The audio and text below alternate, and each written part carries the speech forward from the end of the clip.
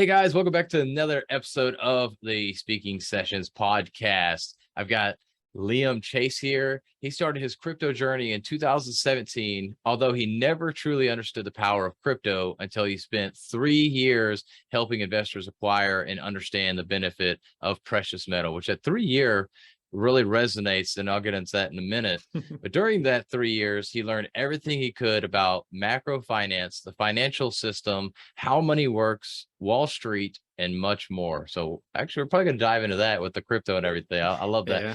It was ultimately this period that led him to the aha moment of crypto in 2020, where he then discovered a lesser known sector of crypto that he has implemented to not only help himself generate turnkey passive income with crypto strategies, but also help others tap into the power of crypto and passive income it can provide. So Liam, I know I kind of gave your intro, the bio that you gave me there. Is there anything else that we should know about you? Something interesting. Tell us something interesting about yourself. Well, I just moved back from California. So I call it my 4-year round trip. So in 2018, July of 2018, I went to, it was almost like a MDM or an Apex event. Mm-hmm. And I came back home, and I remember my goal at the time was to make $100,000 in a month. And Okay. somebody was telling me about this opportunity. They were making some pretty good money, around like 20, 30 grand a month. And I was kind of pushing it off originally. And then I remember telling my friend about it. I was like, hey, you should check out this opportunity. Guys are making, 20 plus grand a month. And then I had that aha moment. I'm like, wait a second, why don't I just do that myself? So I got back on a Sunday. I was talking to my friend on a Monday. And then when that happened, when that clicked, I decided to book a one-way flight from Orlando, which is where I was at originally, Mm-hmm. to LA on that Wednesday. So 2 days later. So I booked my ticket. I got back Sunday, booked my ticket Monday to leave on Wednesday, went to dinner with family on Tuesday. And I told my friends and family, like, hey, I'm going to California. Don't know if I'll be back or not. If I am, that's good. Cool. If I'm not, I love you. And I'll see you next time. So yeah, I ended up going out, worked my job on Wednesday. I flew out Wednesday night, landed in LA, and that was it. Spent 4 years there. And then I recently got back about 2 months ago from my 4-year round Wow, trip. So that's my man. interesting story there. There we go. So you went through all the craziness there in California with COVID before you Yep. finally decided to go back to the free state of Florida. I stayed free. I'll put it that way. Yeah. Oh, yeah. Yeah, for sure. But definitely some limitations out there. But yeah, Yeah. really cool, man. The first question I always like to ask is, how did you get over the fear of public speaking? I don't know. I don't know if I ever had a fear of it. Honestly, I Okay. think maybe because when I was younger, I would do a little bit of public speaking. But I mean, at the end of the day, if you do have a fear, like, what are you gonna let that stop you? Like, you're Mm. gonna you can't let that emotion stop you. You just got to push through it at the end of the day. So I don't know if I subconsciously, I don't know if I have fear or not, but I don't feel like I do. I just do it anyway. Okay. Yeah. I mean, that's a great way. Definitely do it anyways. Even if you have that fear, why Mhm. would you let that hold you back? Definitely some Yeah. good things. And I could definitely see that from you, since you're like, yeah, I'm just going to move out to California from Orlando and be there to do this whole crypto thing, which for everybody is like super skeptical unless you're in it, so it's just like, okay, what's going on, man? So I could definitely see that sounds like very free spirit, very go with maybe go with the flow, if you will. So is Not that go how with the you, flow, but yeah, make it happen, like, yeah, yeah, that's just go definitely better to after go it. with the Go flow. Yeah, after it. there we go. Go There after it, we go. man. And keep in mind, I didn't go to California for crypto. I went for metals. So that was the industry that I was actually in when I went to Ah, California. Yeah. okay. Okay. Wow. Interesting. So then metal. So how did you go from metal to crypto then?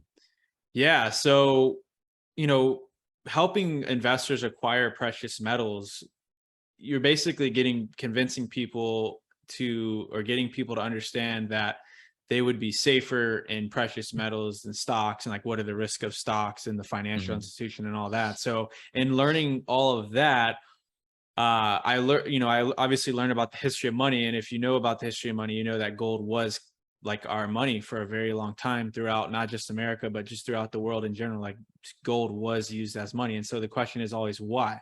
Well, from like what I was learning and what I took away from it, there was really two reasons that gold was used as money throughout history. And the first reason is because it can't be printed, out of thin air, right? Like you can't just press a button and print gold. You have to go mine it. You have to do work. You have to put in labor to produce it. So, it couldn't be manufactured by governments. That was the first reason. So it was a scarce asset. And then number two was because it was an asset that you could own and easily transport with you. Maybe not as easy as a credit card like we have nowadays, but throughout history, like it was much better than carrying a boulder around with you, right?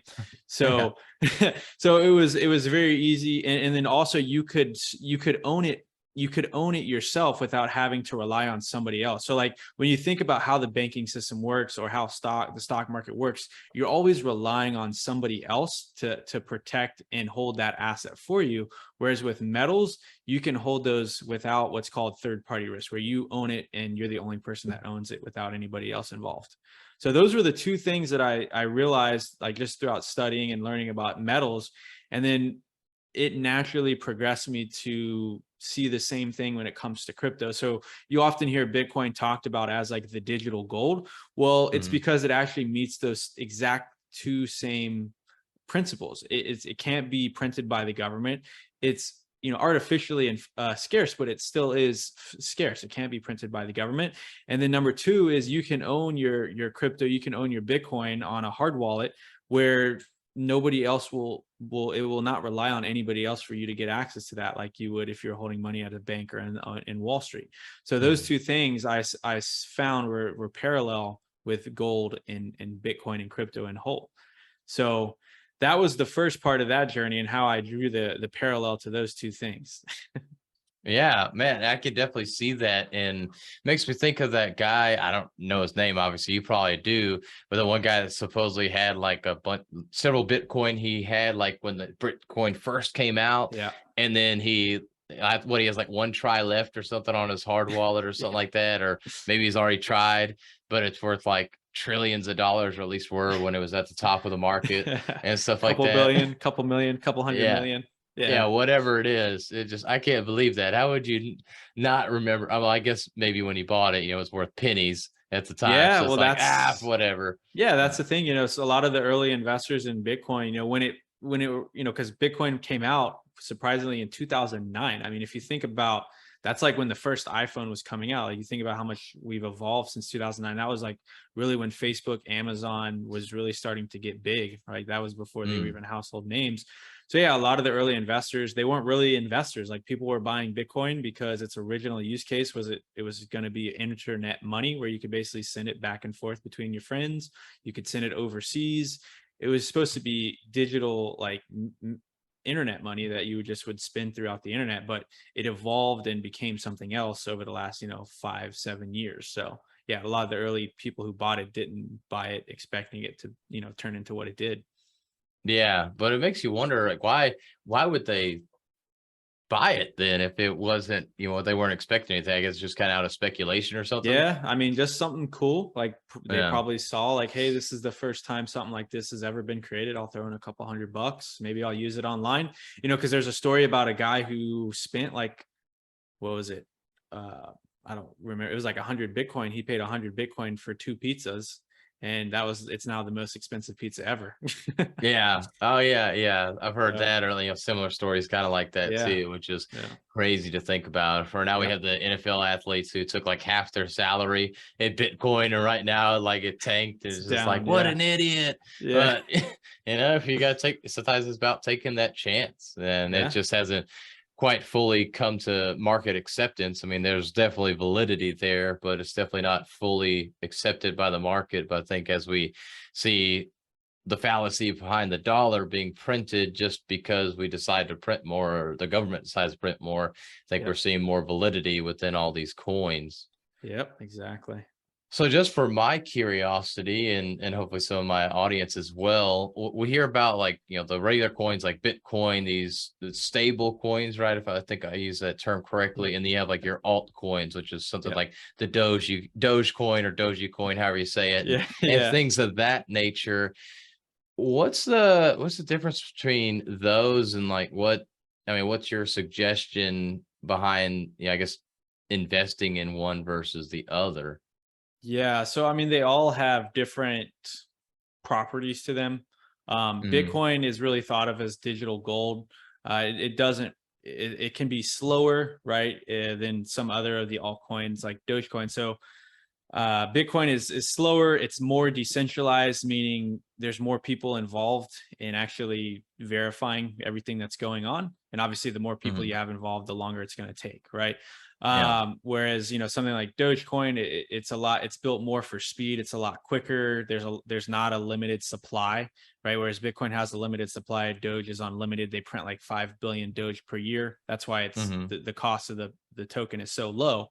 And so yeah, you have to, it depends on what you're looking to accomplish with the actual token. And that's a big mistake and misconception that people have when it comes to crypto. First misconception is I don't like that that it's called cryptocurrency, because not every single crypto is looking to like replace the dollar or looking to be a currency. I think it would be better called crypto assets, right? So just like in Mhm. stocks or different, really any investment class, like for example, real estate, you have like single family homes, you have multi-family homes, you have office, you have retail, like there's different sectors of an investment class. So with crypto, it's the same exact way. I prefer to call them crypto assets. And then depending on what you're looking to actually do would dictate, which asset you would buy or what crypto you would utilize for that specific purpose, if that makes sense. Yeah, yeah, that definitely makes sense. I never thought of it that way. And it's very true, especially if you think of it more of as an asset than a currency. I think a lot of people, because usually it's referred to as cryptocurrency, you just Yeah. think about that and you're like, why would I do this? The dollar stays more Exactly. stable. I'm just going to do that. And that's more accepted, Yeah. obviously, versus trying to, especially in the States, trying to transact any kind of crypto asset. I'll try and use Yeah. your term, but trying to transact that, it doesn't happen as easily as Hmm. we see in some of these other countries. But it is Yeah. cool to see how some of these third world countries has kind of created some stabilization for money, and it's made it where the governments can't be corrupt with it Yeah. either, which is Yep. really cool to see, which is a nice thing. Because again, going back to our government, we're starting to see a lot of that, and money just kind of goes out and then we can't trace it, or this essentially creates it where it's traceable. And then Yeah. especially with Transparency. Bitcoin, yeah, exactly, especially with Bitcoin, it is limited. They decided when they made it that it was going to be only so much to be out there Hmm. ever, which is Hmm. also cool. And I guess I'm sure some of the others do the same thing. Maybe they have a higher threshold Yeah. or a higher limit on coins or whatever. But yeah, but anyways, let's get into, do you speak on stage about this or anything? Because I mean, Yeah. you're super knowledgeable in it. Yeah, yeah, I've spoken twice. I'm slated to do my third speaking engagement at the end of September. So yeah, I'm getting Nice. on some stages. Absolutely. Congrats. Congrats. Thank So you. how did you go about getting on those stages? Well, the first one, honestly, just being part of networking groups like Apex. Hmm. So it's funny. So I joined an investment group. It's called you're in Apex, so you might know about it. It's called Insider Investor Club. I've heard of that. I'm not a part Yeah. of it, but I've heard of that. Okay. Yeah. So Arnie, who is one of the founders of Insider Investor Club, he recommended that I join Insider Investor Club because there was obviously investors there, and he said, Mhm. obviously people are going to want to get into crypto. So he was actually somebody that helped me actually start my crypto consulting firm, because I was kind of on the fence about doing it at first because I wasn't too sure with how it would work in terms of regulation. I was gonna do it kind of like a traditional advisor where I'd make percentage on the back end, but the Mhm. regulation isn't there to do that. So he's like, "Oh no, you just started as a consulting, and just come join this investment club, and there'll be plenty of people with money to invest, and I'm sure you'll get a few clients." So I went. It turned out very well. I ended up connecting with a guy who took me to another mastermind type of group. He's like, "Dude, people need your help. Like, there's so many people like wondering about crypto, they just don't know where to start. So come join me with this one." So I went there, saw somebody speak, connected with one of the speakers at that event. She put on her own event, was like, you need to come speak at my event because people want to get involved. They just don't know where to go. So she invited me to sponsor and speak at her place. I spoke at her spot. And then from speaking there, I signed a couple of clients. And then one of the clients that I signed was like, dude, you need to come speak at my event because I have people that want to get involved. They just don't know where to start. And so, yeah, it's really just been of like, dude, people need you. We don't know what to do. So come. Nice, man. That's awesome. And that's so true. As you start getting that, I'll call it momentum, or getting that proof of concept, even like Mhm. people see you on one stage, it's like, oh, hey, Liam's spoken on a stage. Okay, I'm going to get him on a stage. That first stage is always the hardest one Yeah. to get on for sure. I want to backtrack a little bit. You mentioned about 3 years, and just telling the story, it's like, hey, I got into this group and all of a sudden, like, boom, like now I got 3 speaking gigs that happened Yeah. just from joining this group, which I Yeah. know was a lot more complex than that. You Yeah. mentioned, and what I brought up in your bio was that it took you about 3 years. And what's significant about that, or what I find significant, is most people I talk to when they get into business, it seems like that 3 year mark is where things just shift. There's this shift that happens for some reason, whatever it is, and things just start kind of taking off. Yeah. So you spent like 3 years, not a ton happened, but what did you do over those 3 years compared to now, where things seem to be starting to click? You're building clients. Like you told me, you started back in November of 2021, and then Mhm. February 2022, you were full time into this. So you Yeah. started consulting then. So how did those 3 years transpire into, what's that, 4 months? Let's say 3 or 4 months, Yeah. to all of a sudden you're full time into it now. Yeah. Like Yeah. that seems So crazy fast. yeah, so those three, yeah. So when I went out to California, I went into the metals industry, and then it was really those 3 years that I was helping uh, investors understand metals and learning about metals and all the things that you mentioned in my bio, like how money works, Mm, how the financial system works, how Wall Street works. So it was those 3 years that really gave me. I think one thing that's really important with crypto and understanding crypto is context, right? Because mm, when I first bought crypto back in 2017, I didn't really know what I was getting myself into because I didn't understand what I understand today. Like I was just buying into the hype. Like I heard people talking about it. I was like, oh yeah, I'll buy it. I made some money. And then I kind of followed it throughout that time. But it was through those 3 years doing the metals and just learning about all those different facets of the economy and things like that, that I started to truly understand the crypto. And so in 2020, that's when I really like took a head dive and I started getting more active in investing with crypto right after the big pandemic dump and everything. And I had some colleagues and coworkers that were talking about it and they were egging me on. And I finally said, the real story, like how I really went deep down the crypto rabbit hole, is one of my colleagues came over and he showed me his portfolio. And I looked at his portfolio and I'm like, dude, what am I doing? Like he had huh, multiple six figures and I was making more than him at the time. And it's not that I was ever like, doing like spending my money on stupid stuff. I wasn't buying designer clothes or cars or anything like that. I was just financially unfocused. So from mm. that day forward, I was like, dude, I really need to like tap into this crypto thing. Cause he's a friend of mine. I really respected him. He's a pretty smart guy. I'm like, what is he seeing here that I'm not? So from that day forward, I like sat down and like, dude, I need to understand everything that I can about crypto and like, what is Ethereum? What is gas fees? What are wallets? Like, what is a decentralized application? So I just went down the rabbit hole and, I haven't come out of it since then. And then obviously along the way, so I ended up like surpassing my friend who got me into crypto. I ended up surpassing him in terms of knowledge and like strategy and all that. So I ended up helping him and another coworker that I was working with at the time. Those were like my first like beta clients. I helped them get up some passive Mm. income strategies set up. And then once I got them set up, and then yeah, it goes into the event that I went to, and people, just so happens people like passive income and people like crypto. So Nice.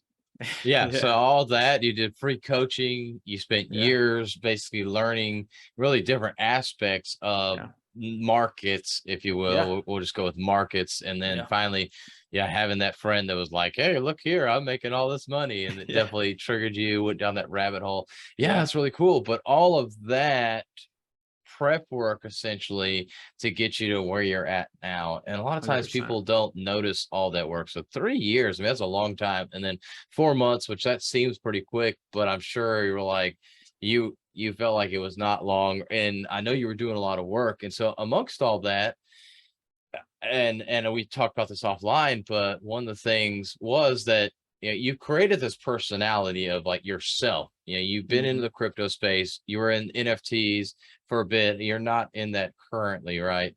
Or you still kind of are, but it's more Yeah, crypto no, focused. I definitely, and by the way, the 4 months, I didn't go full time out of like I didn't go full time on purpose. It was just Hmm. kind of the place I was working at just kind of burnt. The ship got burnt, and I had no other choice. And that I told myself that would be my last job, and it Yeah, kind of went nice. under, so I had no choice. But yeah, Mm. in terms of the NFTs. Yeah, I started playing. I started dabbling into NFTs, and yeah, I'm definitely not as involved with NFTs. I have some like metaverse land and stuff, and I have Hmm. all the NFTs that I bought when I was into it, but it's just not something that I personally doesn't appeal to me as much, just because at the end of the day, like my specific strategy is to get cash flow, and like, with NFTs, there's not a lot of cash flow aspect to that. So it just didn't really fit the bill for what I was looking to accomplish. Yeah. I gotcha. I gotcha. But I know that for a bit you were like really heavy into it, and that was even like your profile picture. Yeah. And so, one thing I try and help my clients with is helping them create their brand identity Yep. on social media. And obviously, you just mentioned that you're not in NFTs, so you've switched from having your profile picture being of NFTs now to being of you. And I think it's a Hmm. great thing. And I know within our group, people were made that comment that, hey, you need to get your NFT off your profile picture and put some pictures of you so people can get to know you. Yep. And that social proof definitely, people can relate to you Yeah. versus an NFT. So how did that really change the game for you? I guess maybe there was a little bit more focus there, but when you switched from having the NFT profile pictures to profile pictures of yourself, were there any changes you saw within your business?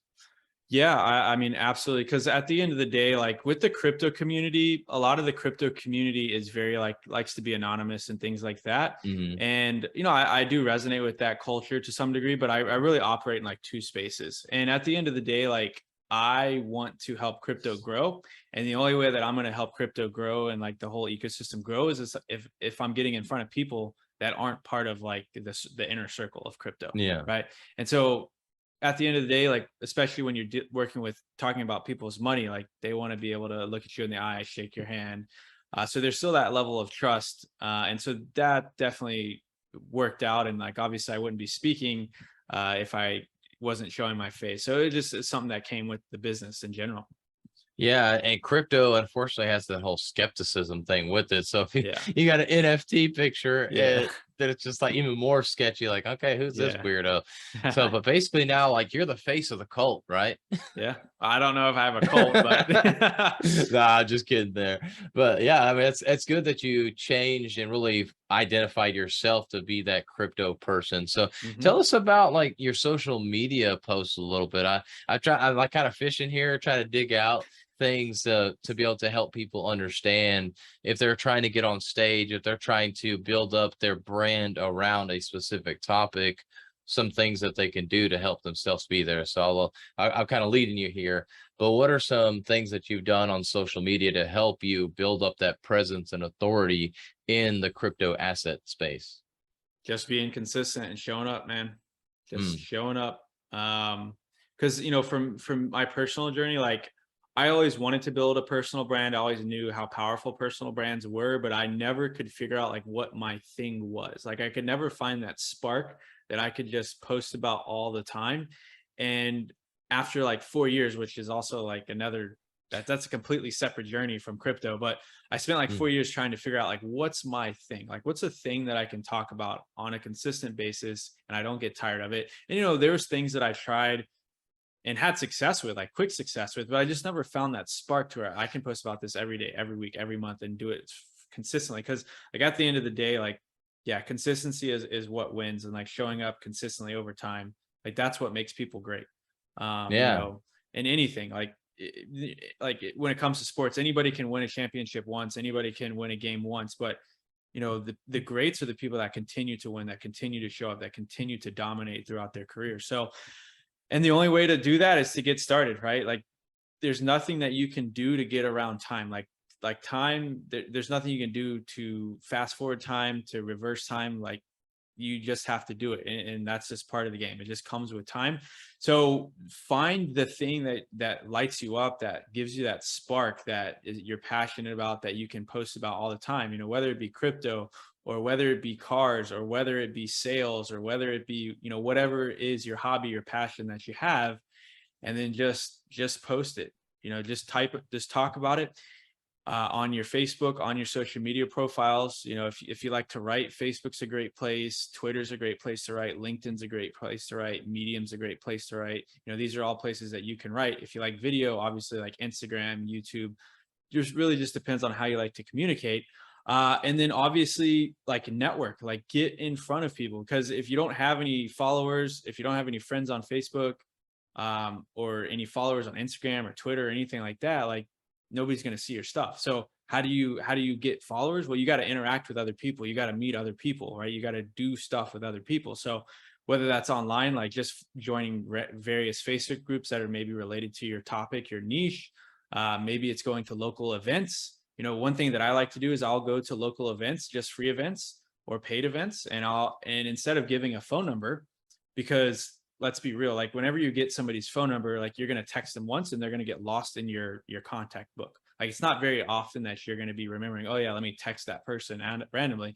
So I always like to get them on social media, because I know that if I'm consistently posting, that they'll naturally build a relationship with me, right? So I get them on social media where I know I'm going to be posting, and then that'll lead us to developing a relationship. And then we'll move that to like social DMs, like maybe we'll have a private conversation, and then that'll lead to bigger things, like doing a podcast together, or speaking on a stage. Like Philip, I'm sure it sounds like you've seen a couple of my posts. You knew that I had an NFT profile at one point. Yeah.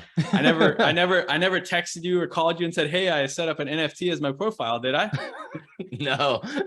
No. That'd be kind of weird. Hey man, Yeah. I know we've never talked before, but I got an NFT, man. It's pretty cool. Yeah. Exactly. So yeah, but you're exactly right. And I like that it's not only about the consistency, and I'm glad you mentioned, I was going to bring it up if you didn't, but the passion as well. And I can definitely tell when you talk about it, just how much passion you have with it. And you can just tell the vast amount of knowledge you have as well, which obviously helps when you're trying to coach and consult on a certain topic also. So definitely having that passion, being consistent, and then networking. That's a huge thing. And I do like that tip with going to local networks and just talking.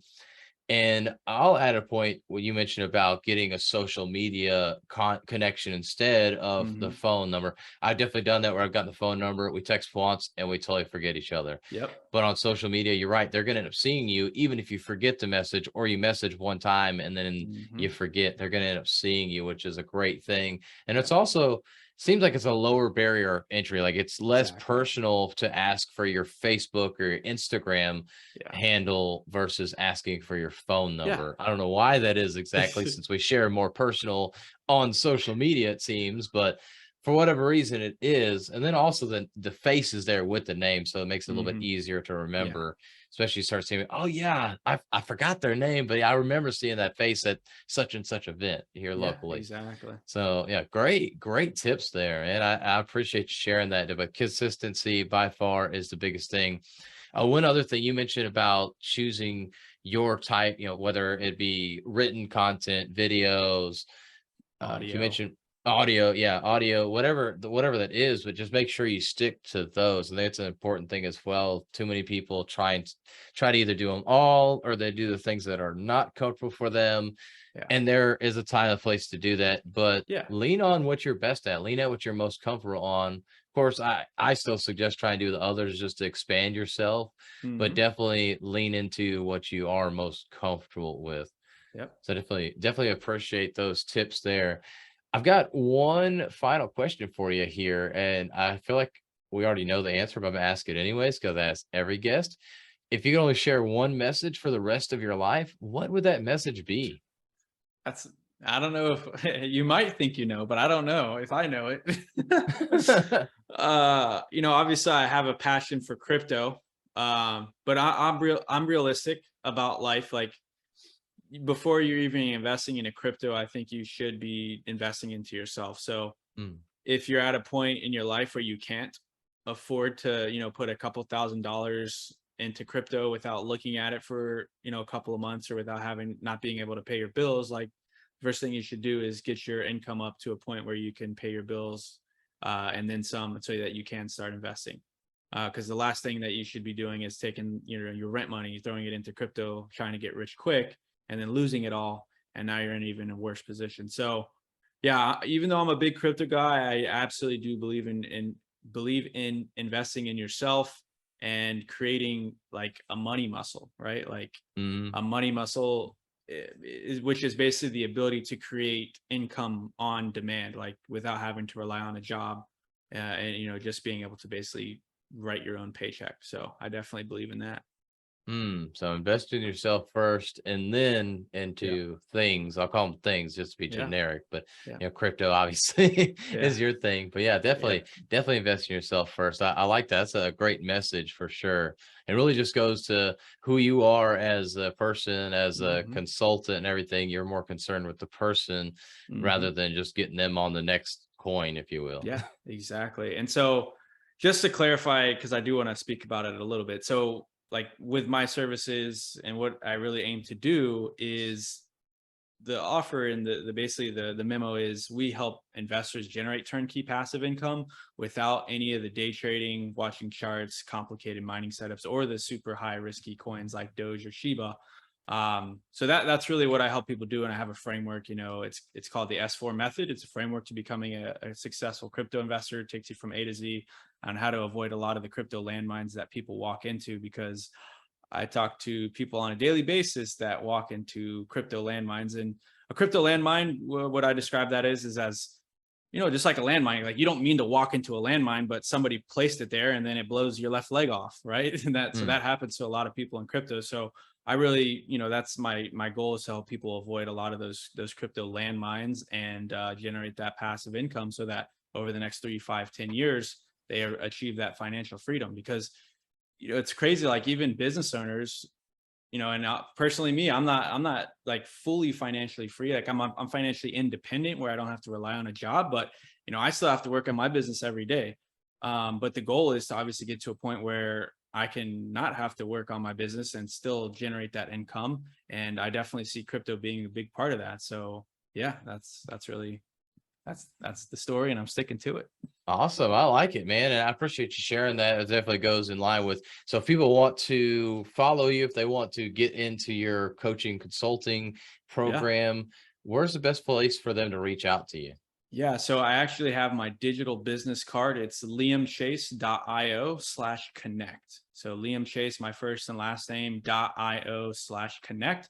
And you'll get all my social media profiles there. You'll get my Facebook, Instagram, TikTok, LinkedIn. You also get, if you want to book a call, if you want to email me, you can, any way you want to connect with me, you'll be able to connect with me on there. Awesome. Well, Liam, appreciate you having you on, and definitely a genuine guy. I'll need to reach out to Thank you. him and at least have that conversation to Yeah. understand a little bit more about crypto. I'm sure Liam would be willing to give a few tips, not all the tips and tricks, but definitely a few to, they'll answer Get you any started. generic Yeah. questions for you. But yeah, just get started. So definitely reach out to him. He's a wealth of knowledge. But again, Thank you, Liam, appreciate Philip. you coming on, man. Yeah. Thank you so much for inviting me, Philip. It's been a pleasure, man.